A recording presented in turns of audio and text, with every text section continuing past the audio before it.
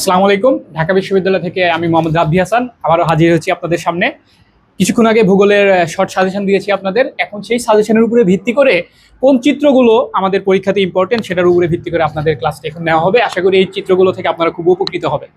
তো প্রথমে আমি যে ছয়টি চ্যাপ্টার দেখেছি সেটার উপরে বেস করে আপনাদের চিত্রের উপরে ক্লাসটা নেওয়া হবে। তো আমি যদি প্রথম চ্যাপ্টারের উপরে ফোকাস করি, আপনারা প্রথম চ্যাপ্টারে দেখতে পাবেন এই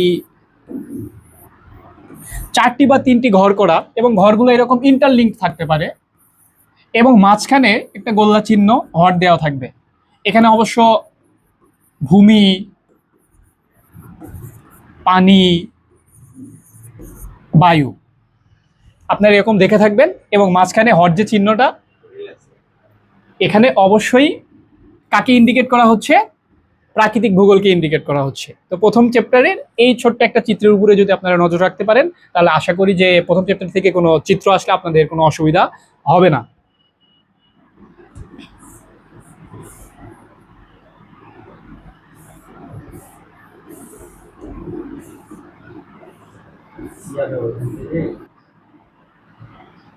এটাই চাষটা এই পাশে। ওকে ভাই, থ্যাংক ইউ। ঠিক আছে, এরপরে দ্বিতীয় এবং তৃতীয় নাম্বার চ্যাপ্টারের উপরে যদি আমরা ফোকাস করি তাহলে এখানে আপনারা পৃথিবীর যে গঠন দেখতে পাবেন। এখানে আপনাদের চিত্রটা অনেকটা এরকম ভাবে দেওয়া থাকবে, এটা পার্ট পার্ট করে ভাগ করা থাকবে। অর্থাৎ এই যে অশ্বমণ্ডল, এটা যে গুরুমণ্ডল এবং কেন্দ্রমণ্ডল, ঠিক আছে? এখানে চিত্রটা আপনারা এইভাবে পেয়ে থাকবেন এবং এবার গোলাকৃতিতেও পেয়ে থাকতে পারেন আপনারা। এখানে মাঝখানের যে ব্লক আকারে যে ছন্নটা থাকবে এটা কেন্দ্রমণ্ডল, তারপরের যে স্তরটা থাকবে এটা হচ্ছে গুরুমণ্ডল এবং বাইরের যে আবরণটা এটা হবে হচ্ছে আপনার অশ্বমণ্ডল। এখানে আপনারা ক, খ এবং গ বা এবিসিডি আকারে চিত্রগুলো পেয়ে থাকবেন। এইভাবে দিলে ওপর থেকে অশ্বমণ্ডল, গুরুমণ্ডল শুরু হবে, কেন্দ্রমণ্ডল শেষ হবে নিচের দিকে এসে। এবং যদি গোলাকৃতি বা গোলাকৃতি দেওয়া থাকে তাহলে ভেতর থেকে কেন্দ্রমণ্ডল, গুরুমণ্ডল এবং বাইরের আবরণটি অশ্বমণ্ডল হিসেবে বিবেচিত হবে। সো আপনারা এই চিত্রটি একটু পরীক্ষার হলে ভালো করে দেখে যাবেন, আশা করি কমন পাওয়ার সম্ভাবনা খুবই বেশি। এই চিত্রের উপরে একটু আপনারা ফোকাস করে যাবেন। এখানে ক, এখানে খ এবং এখানে গ আকৃতিতে থাকতে পারে। এটা পর্বত বা পাহাড় হিসেবে বিবেচিত হবে, এটা বিবেচিত হবে মালভূমি হিসেবে এবং এটা বিবেচিত হবে সমভূমি হিসেবে। পর্বতের এরকম একটা চিত্র আপনারা দেখতে পাবেন। এই যে পাশে যে ভাঁজ ভাঁজ আপনারা দেখতে পাচ্ছেন এটা ভাঁজ বা ভঙ্গিল পর্বত হিসেবে বিবেচিত হবে। তো আপনারা এই চিত্রটি একটু ভালো করে পরীক্ষা হলে দেখে যাবেন। এরপরে আপনারা পর্বতের আরো দুটো চিত্র পাবেন এমন ভাবে যে খাড়াভাবে যখন ভূমিরূপ ভেঙে যায় এবং মাঝবর্তী অংশটা যখন উঁচু হয়ে থাকে, পার্শ্ববর্তী অংশ নিচে নেমে যায়, সেটা চুক্তি পর্বত হিসেবে বিবেচিত হবে এবং এটা বিবেচিত হবে ভঙ্গিল পর্বত হিসেবে, কারণ এর গায়ে ভাঁজ আপনারা দেখতে পাচ্ছেন। এরপরে আরো দুটো চিত্র আপনারা একটু পরীক্ষার হলে দেখে যাবেন। সেটা আপনারা যখন পর্বতের শ্রেণী বিভাগে এরকম একটি পরীক্ষার হলে চিত্র দেখতে পাবেন, যেই যে আগ্নেয়গিরির লাভা বা ম্যাগমা এই জ্বালামুখ দিয়ে বের হয়ে গড়িয়ে দুই পাশে সঞ্চয় করে পর্বত গঠিত করেছে, তখন এটা হবে হচ্ছে সঞ্চয়জাত পর্ব, সঞ্চয়জাত পর্ব।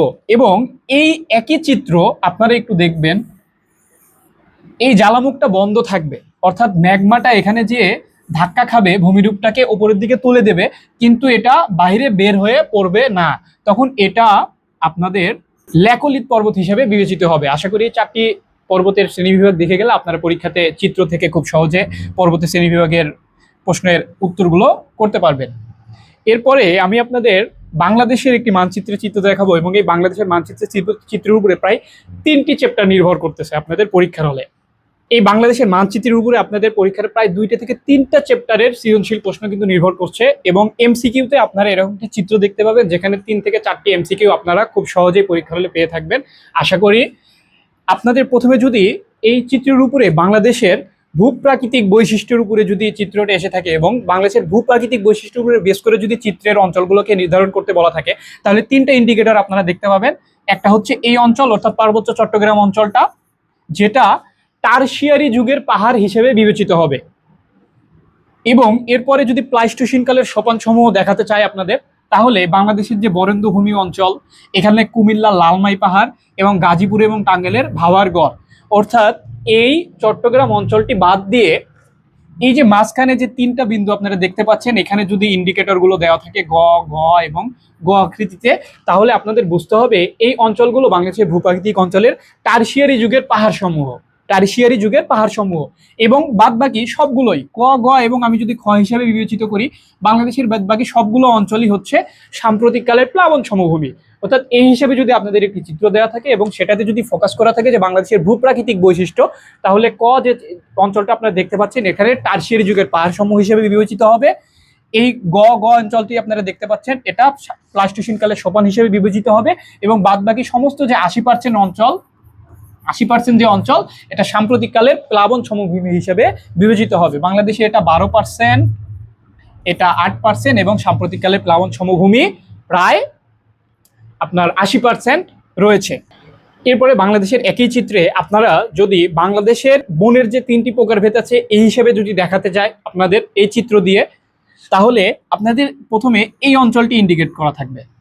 মনে করেন এই অঞ্চলটি ক, তাহলে এই অঞ্চলে ভেবে দেখুন তো বাংলাদেশের সুন্দরবন অঞ্চলটি আছে, অর্থাৎ বাংলাদেশের এই অঞ্চলটি ম্যানগ্রোভ ফরেস্ট হিসেবে বিবেচিত হবে। তাহলে এই ক নাম্বার ইন্ডিকেটরটি আপনারা ম্যানগ্রোভ ফরেস্ট বা সুন্দরবন হিসেবে বিবেচিত হবে।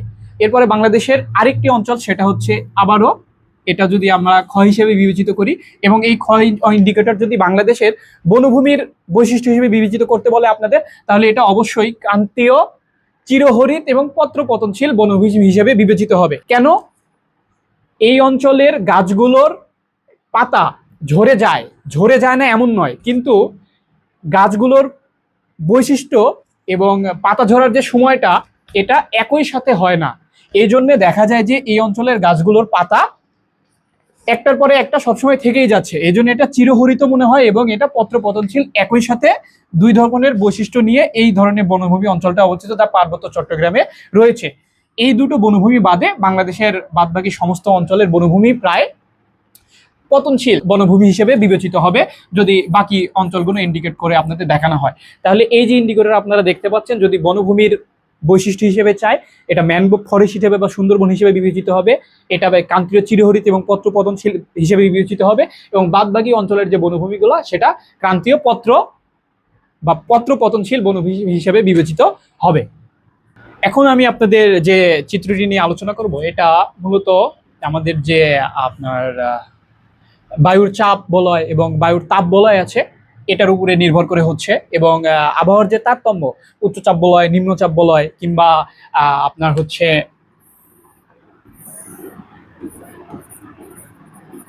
উষ্ণমণ্ডল, নাতিশীতোষ্ণ মণ্ডল এবং হিমমণ্ডল অঞ্চল, এই চিত্রটার উপরে নির্ভর করে আপনাদের পরীক্ষাতে আসতে পারে।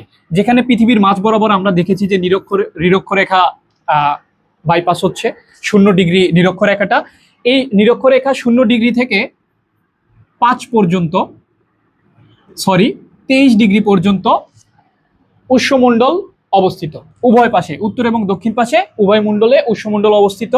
এবং এই 23 থেকে 66.5 পর্যন্ত নাতিশীতোষ্ণ মণ্ডল অবস্থিত। এবং 66 থেকে এখানে 90 ডিগ্রি পর্যন্ত এখানে হিমমণ্ডল অবস্থিত। আপনারা এই চিত্রটা একটু ভালো করে পরীক্ষার হলে দেখতে পাবেন। যদি বায়ুর চাপ বলয় বা তাপ বলয় আসে, তাহলে আপনারা একই চিত্র থেকে পরীক্ষার হলে অ্যান্সার করতে পারবেন। যেখানে নিরক্ষরেখার পার্শ্ববর্তী অঞ্চলটাকে উষ্ণমণ্ডল বলা হয়। কেন উষ্ণমণ্ডল? কারণ এই নিরক্ষরেখাতে সূর্য সারা বছর লম্বভাবে কিরণ দেয়, আপনারা দেখে থাকবেন। এবং এই নিরক্ষরেখার পরবর্তীতে এই নাতিশীতোষ্ণ মণ্ডলে সূর্য একটু তির্যকভাবে কিরণ দেয়। এবং এই যে হিমমণ্ডল উত্তর সাইডে এবং দক্ষিণ সাইডে আপনারা দেখতে পাচ্ছেন, এখানে প্রায় সারা বছরই সূর্যের রশ্মি এতটা স্বাভাবিকভাবে পড়ে না, তাই এই দুটি অঞ্চল হিমমণ্ডল নামে বিবেচিত। এবং এই একই চিত্রের উপরে আমি যদি আপনাদের দেখাই, একই চিত্রের উপরে আপনারা বায়ুর চাপ বলয় দেখতে পাবেন। আগেরটিতে আমরা তাপ বলয় দেখেছি, এটাতে আপনারা চাপ বলয় দেখতে পাবেন। নিম্নচাপ অঞ্চল, উচ্চচাপ অঞ্চল, নিম্নচাপ অঞ্চল। আপনারা একই চিত্রতে এভাবে যদি তাপ বলয় দেয় আগেরটিতে ফোকাস করবেন, এবং চাপ বলয় যদি দেয় তাহলে এটাতে ফোকাস করবেন। দেখেন নিরক্ষীয় অঞ্চলে এই অংশটুকু 0 থেকে 5 ডিগ্রি পর্যন্ত এটা হচ্ছে নিম্নচাপ বলয়ের অংশ। এরপরে 5 থেকে প্রায় 66 অংশটুকু এখানে আরো প্রকারভেদ আছে, প্রায় 5টি আছে, কিন্তু এত উপরে ফোকাস না করে আপনারা যদি 3টের উপরে ফোকাস করেন তাহলে পরীক্ষাতে ভালো অ্যান্সার করতে পারবেন বলে আশা করতেছি। নিম্নচাপ বলয়, নিরক্ষীয় নিম্নচাপ বলয়, উচ্চচাপ বলয় এবং এখানে আবার নিম্নচাপ বলয়। বায়ু সবসময় নিম্নচাপ অঞ্চল থেকে উচ্চচাপ অঞ্চল এবং উচ্চচাপ অঞ্চল থেকে নিম্নচাপ অঞ্চলে প্রবাহিত হয়, এবং এভাবে আপনারা পরীক্ষার হলে এভাবে ইন্ডিকেট করা থাকবে। আপনারা একটু এটা দেখে থাকবেন যে এই যে বায়ু উচ্চচাপ অঞ্চল থেকে নিম্নচাপ অঞ্চলের দিকে ধাবিত হচ্ছে এবং নিম্নচাপ অঞ্চল থেকে যে উচ্চচাপ অঞ্চলের দিকে ধাবিত হচ্ছে। অর্থাৎ বায়ুর সবচেয়ে বড় যে বৈশিষ্ট্য সেটা হচ্ছে সবসময় বেয়ে চলা, বায়ু কখনোই শূন্যস্থান রাখে না। তাই নিম্নচাপ অঞ্চল থেকে উচ্চচাপ এবং উচ্চচাপ অঞ্চল থেকে নিম্নচাপ অঞ্চলে সবসময় বায়ু প্রবাহিত হয়। এই দুইটা চিত্রের উপরে আপনার ফোকাস করলে বায়ুর চাপ বা তাপ বলয়ে খুব ভালো করে অ্যান্সার করতে পারবেন বলে আশা করছি। আপনারা যদি পরীক্ষাতে এমন চিত্র দেখতে পান এবং পরীক্ষাতে এই চিত্রের উপরে বেস করে যদি আপনাদেরকে জলবায়ু অঞ্চল ইন্ডিকেট করতে বলে, তাহলে আপনারা চিত্রের উপরে একটু ফোকাস করেন। এই যে নিরক্ষরেখা দেখতে পাচ্ছেন, এই নিরক্ষরেখার 0 থেকে 5 ডিগ্রি অঞ্চল পর্যন্ত, অর্থাৎ 5 ডিগ্রি অঞ্চল পর্যন্ত, অর্থাৎ খুব কাছাকাছি, নিরক্ষরেখার খুব কাছাকাছি যদি আপনারা কোনো ইন্ডিকেটর দেখতে পান তাহলে অবশ্যই সেটা নিরক্ষীয় জলবায়ু অঞ্চল হিসেবে ইন্ডিকেট করবে, আপনারা পরীক্ষায় অ্যান্সার করবেন। এবং এই যে উপরে যে গোলাকৃতির এটা দেখতে পাচ্ছেন, এটা ভূমধ্যসাগরীয় অঞ্চলের জলবায়ু হিসেবে পরীক্ষাতে বিবেচিত হবে। অর্থাৎ এই যে ছোট্ট একটি গোলার মতো অংশটা যদি পরীক্ষাতে দেওয়া থাকে এবং উত্তর গোলার্ধে ওপরের দিকে যদি দেওয়া থাকে, তাহলে জলবায়ু অঞ্চলের দিকে ইন্ডিকেট করতে বললে আপনারা সেটা ভূমধ্যসাগরীয় জলবায়ু অঞ্চল হিসেবে ইন্ডিকেট করবেন। এবং এই নিরক্ষরেখার পাশে একটু নিচের দিকে দক্ষিণে এবং একটু ওপরের দিকে উত্তরে, অর্থাৎ নিরক্ষরেখার এই যে শূন্য একদম খুব কাছাকাছি থেকে যদি একটু স্বল্প দূরত্বে কোনো জলবায়ু অঞ্চলকে নির্দেশ করতে বলে আপনাদের, তাহলে আপনারা অবশ্যই সেটা মৌসুমী জলবায়ু অঞ্চল হিসেবে ইন্ডিকেট করবেন। আপনার এটা পৃথিবী, এটা সূর্য এবং এইটা চাঁদ। আপনারা যদি এরকম চিত্র পরীক্ষার হলে দেখে থাকেন এবং সেটা যদি জোয়ার ভাটাকে ইন্ডিকেট করে, তাহলে আপনারা একটু খেয়াল করবেন, এটা অষ্টমী তিথিতে হয়ে থাকে। দেখুন, পৃথিবীর সাথে চাঁদ এবং সূর্য সমকোণে অবস্থান করছে, সমকোণে অবস্থান করছে। চাঁদ এবং সূর্য যখন পৃথিবীতে সমকোণে অবস্থান করবে এবং অষ্টমী তিথি হবে, তখন সেটা আমরা মোড়া কটাল হিসেবে ইন্ডিকেট করব, ঠিক আছে। এবং এরপরে দেখুন এই দুইটা চিত্র, এই দুইটাই হচ্ছে ভরা কটাল, ভরা কটাল। দেখুন, সূর্য এবং চাঁদ যখন পৃথিবীর বিপরীত পাশে এবং একই সরল রেখায় থাকবে, তখনও আমরা ভরা কটাল পাবো। এবং সূর্য এবং চাঁদ যখন পৃথিবীর এক পাশে সমান্তরাল বা সরল রেখায় থাকবে, তখনও আমরা ভরা কটাল পাবো। এবং এই দুটো হয়ে থাকে, এটা হচ্ছে পূর্ণিমা, এটা আমাবস্যা তিথি। অর্থাৎ আমাবস্যা এবং পূর্ণিমা দুইটাই সময়ই ভরাকটাল হয়ে থাকে এবং সূর্য এবং চাঁদ সমান্তরাল সরল রেখায় থেকে পৃথিবীর পানি রাশিকে আকর্ষণ করে, এই জন্য ভরাকটাল হয়ে থাকে, অনেক বেশি জোয়ার হয়ে থাকে। এবং এই সময় একই কাজ ঘটে, দুটো এক পাশে থেকে ভরাকটাল ঘটায়, পৃথিবীর পানি রাশিকে একদিকে তোমার আকর্ষণ করে অনেক বেশি জোয়ারের সৃষ্টি করে, যার কারণে ভরাকটাল হয়ে থাকে। এবং এখানে মরাকটাল খুব কাছাকাছি, চাঁদ এবং সূর্য খুব কাছাকাছি না হলেও সমকোণে অবস্থান করতে হচ্ছে, তো একই পাশের জলরাশিটাকে দুইজন দুই দিকে আকর্ষণ করছে, চাঁদ এদিকে এবং সূর্য এদিকে। এজন্য কি হয়, সূর্যের দিকেও খুব বেশি জোয়ার হতে পারে না এবং চাঁদের দিকেও খুব বেশি জোয়ার হইতে পারে না, এই জন্য এখানে মরা কটালের সৃষ্টি হয়ে থাকে। তো এইভাবে এই চিত্রগুলোর উপরে ফোকাস করে যদি তোমরা পরীক্ষার হলে যেতে পারো, আশা করি যে জোয়ার ভাটা সম্পর্কে যে সমস্যাগুলো আসতে পারে পরীক্ষাতে চিত্র আকারে, তাহলে তোমরা মোটামুটি এখান থেকে অ্যান্সার করতে পারবে। আমরা একদম শেষ পর্যায়ে চলে এসেছি, আমরা আর একটি চিত্র নিয়ে আলোচনা করব। আশা করি এই চিত্রটা দেখলেও তোমরা পরীক্ষাতে চান্স আসার সম্ভাবনা খুবই বেশি। দেখো, আমরা কেন্দ্রমণ্ডলের চিত্র পড়েছিলাম হচ্ছে পৃথিবীর নিচের দিকে, অর্থাৎ এটা নিচের দিকে ধাবিত হতো। এবং এখন কোন চিত্র যদি উপরের দিকে ইন্ডিকেট করে, এখানে ক, এখানে খ, এখানে গ, এবং এই ক্ষয়ের ভিতরে যদি আরেকটা লেয়ার তোমরা দেখতে পাও, আরেকটা লেয়ার যদি দেখতে পাও, তাহলে এরকম ভাবে চিত্র যদি থাকে এবং সেই চিত্রটা যদি বায়ুমণ্ডলকে নির্দেশ করে, অর্থাৎ পৃথিবীর উপরিভাগ বায়ুমণ্ডলকে নির্দেশ করে, তাহলে এই ক নামক জিনিসটা তোমরা কি হিসেবে, ট্রপোস্ফিয়ার হিসেবে ইন্ডিকেট করবে। এবং তারপরে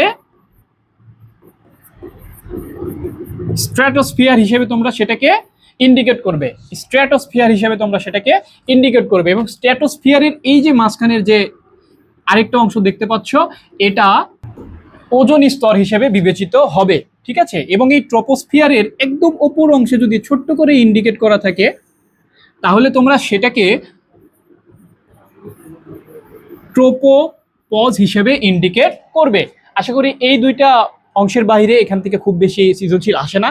এই দুটোর উপরে ফোকাস করে যদি তোমরা এখানে প্রিপারেশন নিতে পারো এবং চিত্রটা যদি বুঝে থাকো তাহলে তোমরা পরীক্ষাতে খুব ভালো করে অ্যান্সার করতে পারবে। ট্রোপোস্ফিয়ারের ওজোন স্ফিয়ারটা খুবই গুরুত্বপূর্ণ, এই অংশটা স্ট্র্যাটোস্ফিয়ারে পাওয়া যায়, তোমরা একটু এটা ভালো করে খেয়াল রাখবে। এবং ট্রোপোপজের এখানে আমাদের যে যাবতীয় পৃথিবীতে মেঘ বৃষ্টি ঝড় আমাদের জীবনের জন্য ধারণের জন্য যত সমস্ত প্রয়োজনীয় সবকিছু এই ট্রোপোস্ফিয়ারে হয়ে থাকে। এবং ট্রোপোস্ফিয়ারের উপরে যে ছোট্ট একটি অংশে ট্রোপোপজ দেখালাম, এখানে বায়ুর চাপ এবং তাপ একদম নেই বললেই চলে। এলাকাটি খুব শান্ত, 1.6 কিলোমিটারের মতো এলাকা, যেখান থেকে প্রাইভেট এবং জেট বিমানগুলো চলাচল করে, কারণ এখানে বায়ুর তাপ এবং চাপ একদমই নেই বললেই চলে। তো তোমরা যদি এখানে এই দুটার উপরে ফোকাস করে পরীক্ষাতে প্রিপারেশন নিয়ে যেতে পারো তাহলে আশা করি এই অধ্যায় থেকে তোমরা চিত্র নির্ভর যে প্রশ্নগুলো থাকবে সেগুলো অ্যান্সার করতে পারবে। প্রিয় শিক্ষার্থীরা, এতক্ষণ পর্যন্ত আমি যে চিত্রগুলো দেখিয়েছি এগুলা পরীক্ষাতে আসার মতো। আশা করি এখান থেকে তোমরা একটা বা দুইটা বা তিনটা অবশ্যই পরীক্ষাতে কমন পাবে। হয়তো সব চিত্র নির্ভর আসবে না, কিন্তু এর ভিতর থেকেই দেখবা তোমরা পরীক্ষাতে প্রায় 2 থেকে 3টা চিত্র চলে এসেছে।